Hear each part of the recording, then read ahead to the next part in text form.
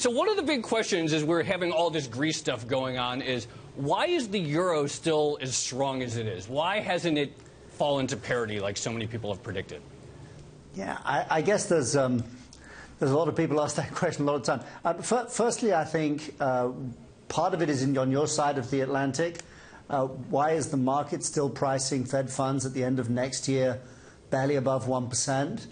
If there's a consensus that we're going to start seeing rate increases this September. So, you need the better data to justify the consensus view of the euro going down.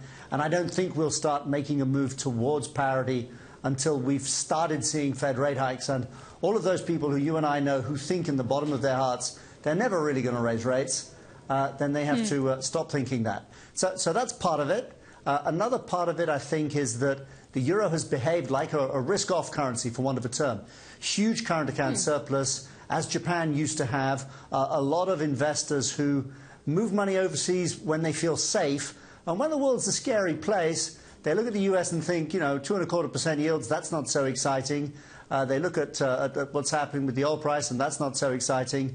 And although the uncertainty about Greece is uncertainty, they move money back into bank accounts in euros somewhere in Frankfurt, and the euro just fails to go down. And people like me regularly get egg on our faces because we get shocking headlines and absolutely no move. But if you get a big payroll number tomorrow, Joe, we'll get ourselves down through 110 and on the way. Looking forward to it. That's a call. I like that, Kit.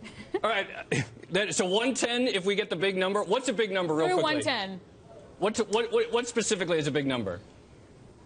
I think anything close to 300,000 is a big number in this market's mind. I also think any acceleration in wage growth would be a big number. All right, I want to turn the discussion to Greece now. There was this, because obviously that's all people are really focusing on.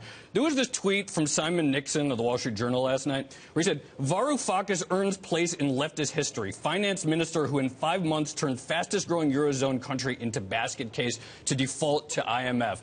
Is this fair to him? And can we just say the Syriza government has been a complete catastrophe? Well, I think the fair description is that the democracy has spoken, and they got a new government, and they have had a lot of challenges. The economy has not been doing very well. The government did what they could do, but it's clear that the whole process here has been derailed quite substantially.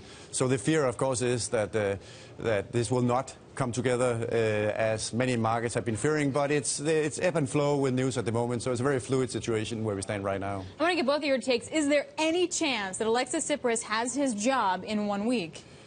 I'm not going to forecast on that, but of course it's clear that the Greeks have generally put themselves in a very difficult spot. So we'll see. Even during today we've been debating, will there be a referendum at all? And now it looks like there will be a referendum, but we'll see on Monday where it stands and what is the willingness of the Greeks to come together with the Eurogroup. What is the path forward for both of them here? Kit, I mean, what do you think? I mean, the creditors have to want to trust and negotiate with the person who's leading Greece, and is that person Tsipras? Yeah, the creditors have not had an easy adult relationship with the borrower here. We've seen enough difficult news headlines, but you don't have a process for getting rid of them except through the Greek people. So I think, the cop-out answer is I can promise you that whatever the outcome of the referendum on Sunday, there's a ton more uncertainty coming down over the next few weeks. In other words, whatever happens, so if the Greek people vote yes, how does Mr. Tsipras and Mr. Varoufakis go back to the negotiating table, but how does anybody else get rid of them? If the Greek people say yes, they're saying yes to what? A deal that's now expired. If the Greek people say no, what then? They're not going to take themselves out of the Eurozone just all on their own. So, unfortunately, while some of us, there may be people in markets who would like to move on to a different story, we're going to be racked with uncertainty about Greece for the rest of the summer. And S&P had a great report out earlier this week, and here are 3 deadlines that you didn't know about for Greece and what would actually constitute a default or commercial defaults to Treasury bill payments, Japanese yen obligations, and interest rates into 3-year commercial bonds. Torsten, does this trigger credit default swaps? Are these the D-Day? So, as you know, it's a very technical question, what triggers CDS. But generally speaking, of course, it just illustrates how complicated the situation is. And as Kit just says, this is not going to go away anytime soon. We will still have this debate.